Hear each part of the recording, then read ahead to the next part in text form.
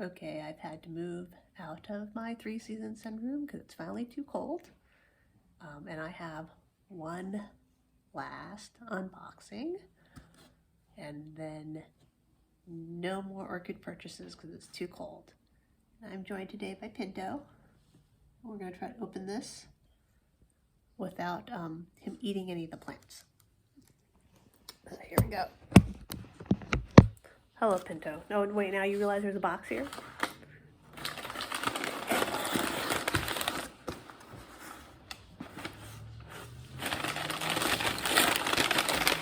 Alright.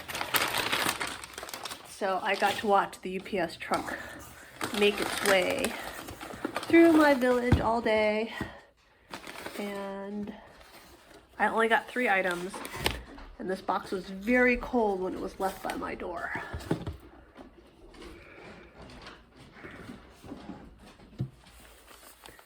I have a very jealous dog.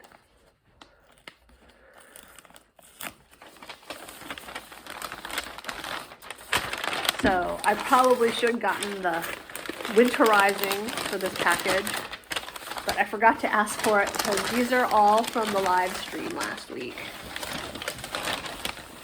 Then of course it got really cold. So let's hope I didn't have too much cold damage. I'm sure the FedEx truck got really, really cold. Oh yes, you can look at this. All right, so this is the Oncidium cheiroforum that I ordered from Kelly. It has 2 spikes on it, and it does look really cold. We'll have to see if the leaves all turn brown on it. Look really cold.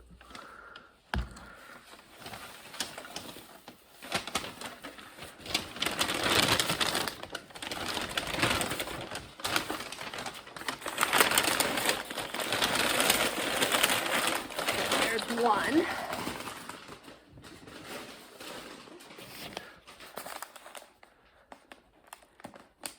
And then I think just to make it a little longer, I'm going to add to this video at the end some thoughts about growing Brassiocattleya binosa in either bark or in semi-hydro. So there's 2 in here. You can see here all the bits of rubber banded together.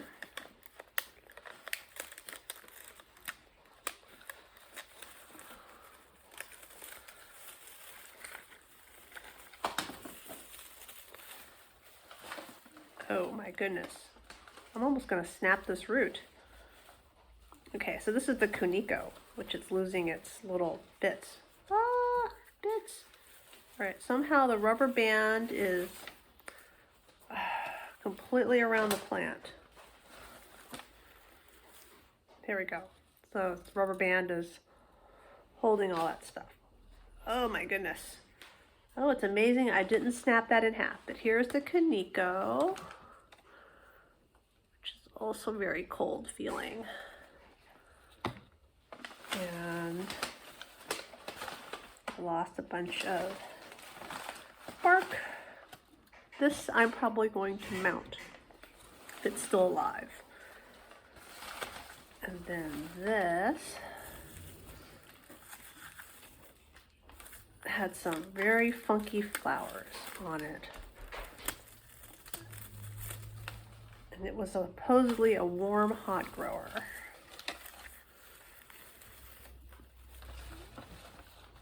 And it's previously blooms. It blooms really small. You can see the previously bloomed spikes on it.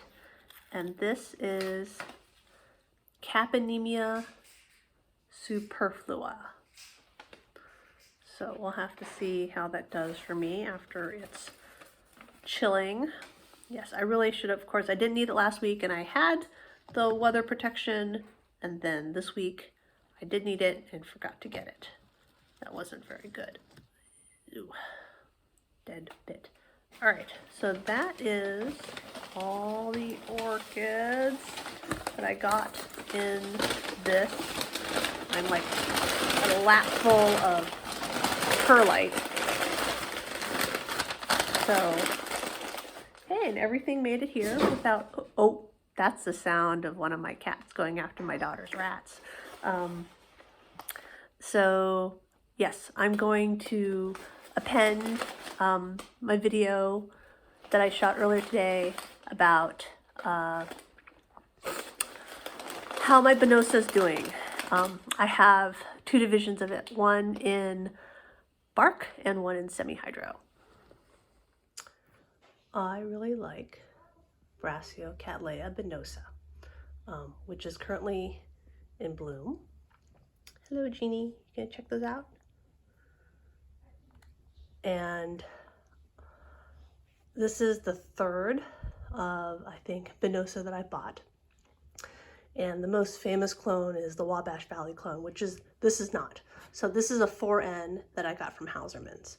And since I was on my third Benosa, when I got this one, it was really big. And so I divided it. And I put half of it in basically back into bark, which is what it came in. And then the other half I put into semi-hydroponics to compare, because I was wondering if I just couldn't grow Benosa in semi-hydro. And so these basically the same plant split in half, and one's been growing in semi-hydro and one's been growing in bark. And I'm thinking that I cannot grow it in semi-hydro. So the semi-hydro plant, it has bloomed and it has sort of some leaves on it, as does the other one. But like here you can see, so this is the new growth with the flower, and it just died. The spike just died. The spike, the flower shriveled up and it just didn't bloom, and it's got some kind of burn going on. But what I really see in this is if you look down here, so these small ones right here were new growths that basically aborted and died. So it seems to just have some problem continuously going. And that's what I really find out when I grow Benosa in semi-hydro, is that it seems to go along okay, and then, you know, stuff just starts dying. And then here it is growing in bark, and you can see that I don't have those sort of aborted, you know, new growth that just sort of die out in this one as much. I've got one old growth that's come off. Well, I don't know, I guess that could be an aborted old new growth. But here's a new one. It's in bud right here, right? So it's got a bunch of new leaves coming out of it. It's not necessarily they're any fatter. I mean, so this is the semi-hydro leaf. It's pretty fat and plump. And then this is the bark leaf, which is actually much more shriveled looking. So maybe semi-hydro is just, even though I use it because it's a kind of wetter system, maybe it leads to too much rot on the Benosa right here. But this is a 4N, so it has really big flowers. So here's my hand, you saw the cat, but here's the hand. And so I think in this comparison right here, what we're really seeing is that, for me at least, in my conditions, semi-hydro is not working out for Brassiocattleya Benosa.